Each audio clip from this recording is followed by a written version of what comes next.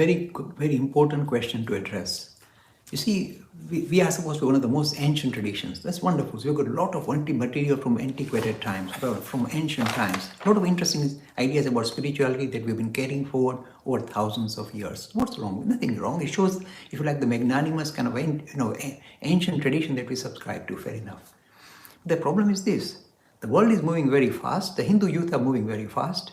They have great difficulty in relating to ideas that the older generation were comfortable with. I'll just give an example.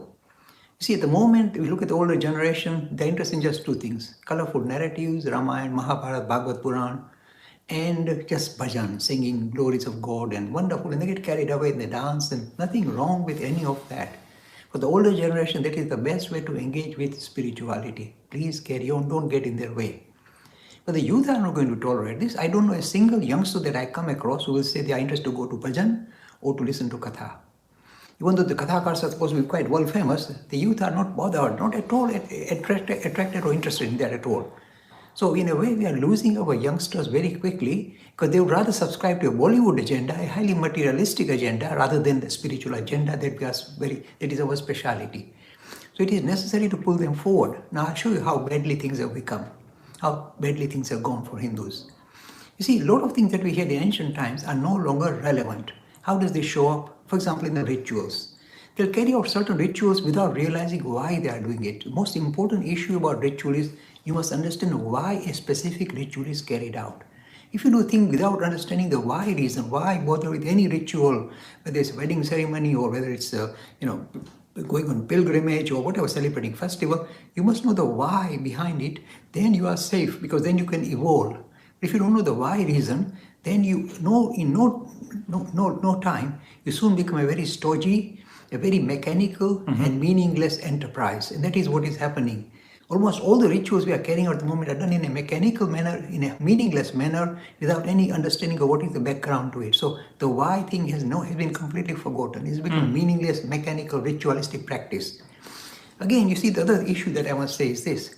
Even the narratives, for example, we have lovely, colorful ancient narratives with all these very polished images of gods and goddesses, participating for the betterment of greater humanity. So good.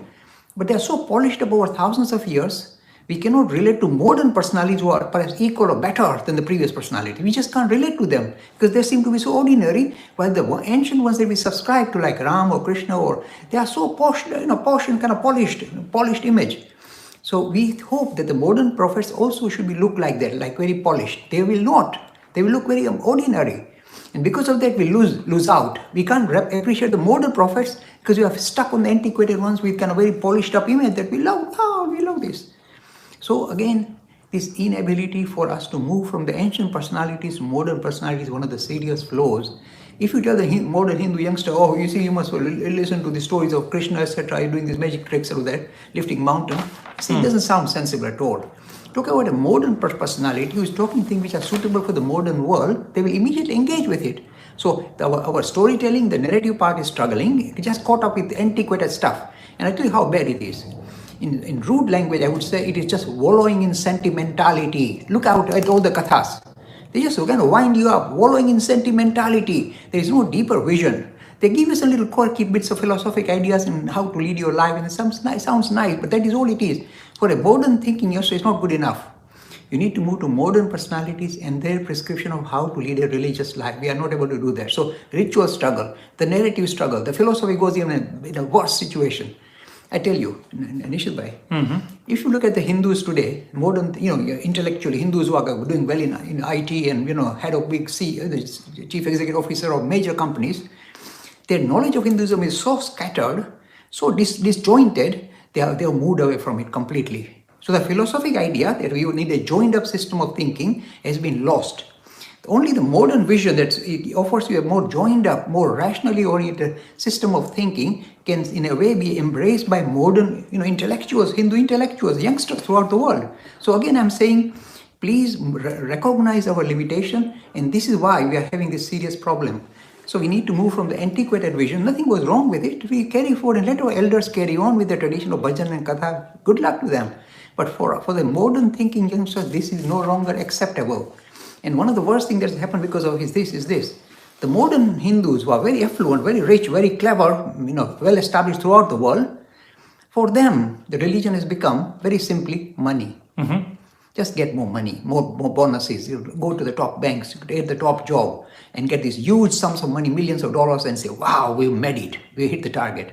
So they have lost track of a very spiritual aspiration for a very materialistic, highly, physical and monetary-minded understanding of their own tradition. This is why, see, the only Hindu ritual they will see in the UK is wedding ceremony.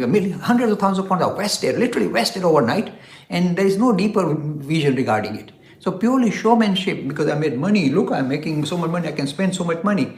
So this has become the religion of modern intellectuals in the Western world. We need to move them from that to think about a spiritual aspiration rather than purely a materialistic aspiration. So we are lost off big time. Free e-learning course in Hinduism. To register, please visit www.hindu-academy.com. Talks on Hinduism, sponsored by People Care, encouraging caring for the elderly in their own homes. For more information, please visit peoplecare.com.